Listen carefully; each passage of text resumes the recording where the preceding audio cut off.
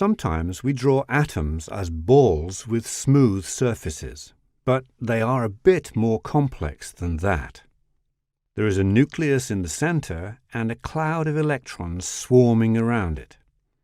And the electron cloud itself is divided into electron shells. The outermost electrons, the valence electrons, are the reason why chemical reactions occur at all.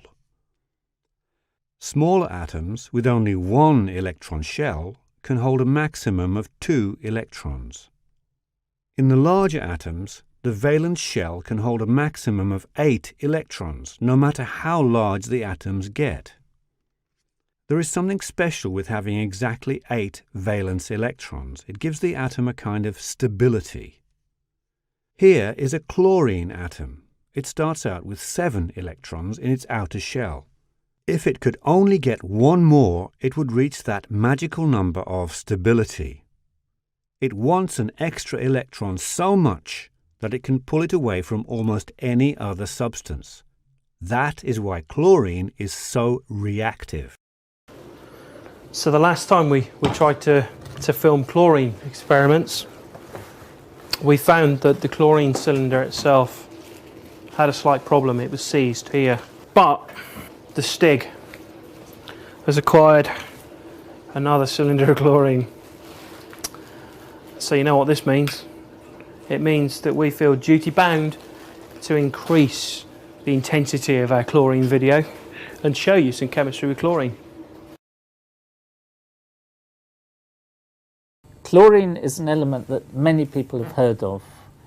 It's a greenish yellow gas, and which consists of, the gas consists of 2 chlorine atoms bonded together, so it's Cl2. And it's much heavier than air. Incredibly reactive, incredibly poisonous, not a very nice compound at all.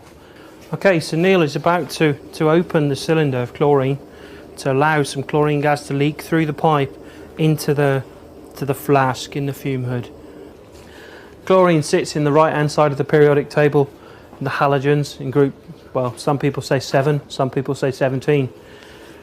Really what that says is that chlorine wants another electron to get that noble gas configuration, and it will move heaven and earth to get that electron.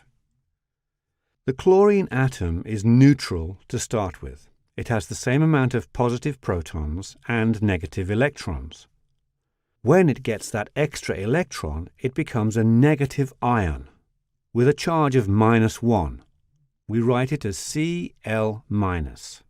As an ion, it's not reactive at all. Now that it has 8 electrons in its outer shell, it doesn't need to steal any more electrons.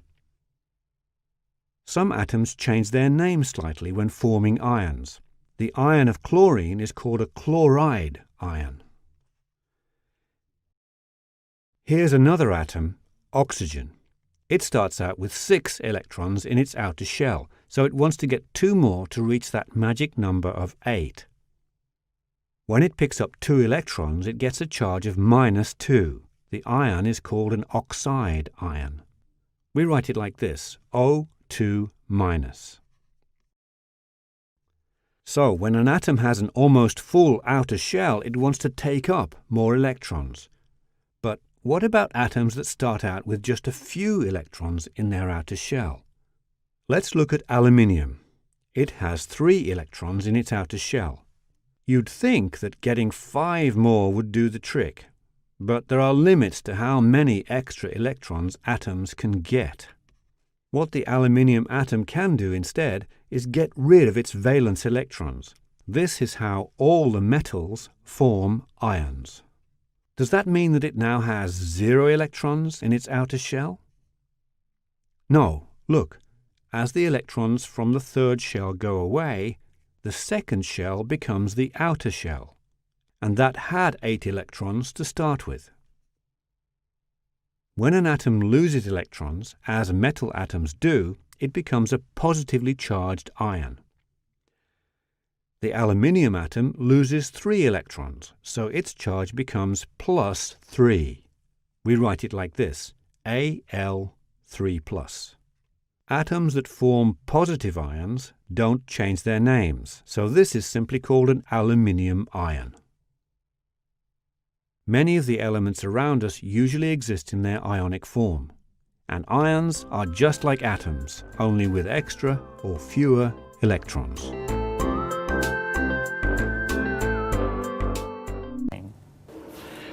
Okay, so we have a small amount of aluminium here, which we put on the end of a wire. We're going to heat the aluminium in that flame, and then we're going to put the hot aluminium into the flask of chlorine. Then hopefully we'll see the chlorine will react with the aluminium, and we'll get very rapid formation of aluminium trichloride, Al. Does it play as well? So let's heat up our aluminium. Okay, so it's nice and warm all over. And then we'll drop it, we'll add it into the chlorine glass. Now instantly we're seeing aluminium trichloride coming out of the top and reacting with moisture in the air. So now you can see the reaction is getting very intense, and we're seeing a flame in the bottom. So the aluminium is being consumed as it's reacting, oxidizing strongly in that chlorine-rich air. Chlorine is found all over the world. The sea contains sodium chloride, and there are huge deposits of sodium chloride in salt lakes where lakes have dried out, such as in some parts of the States, where you have United States, where you have salt lakes where people can race cars and things across the flat surface, and in other parts of the world. All of the aluminium has been consumed now by the chlorine. It's a very, very rapid reaction. There are many areas, such as in the north of England, in the county of Cheshire, and also in Salzburg in Austria, where there are prehistoric deposits of salt from prehistoric salt lakes, which can now be mined really quite easily. And so salt and chlorine is a very common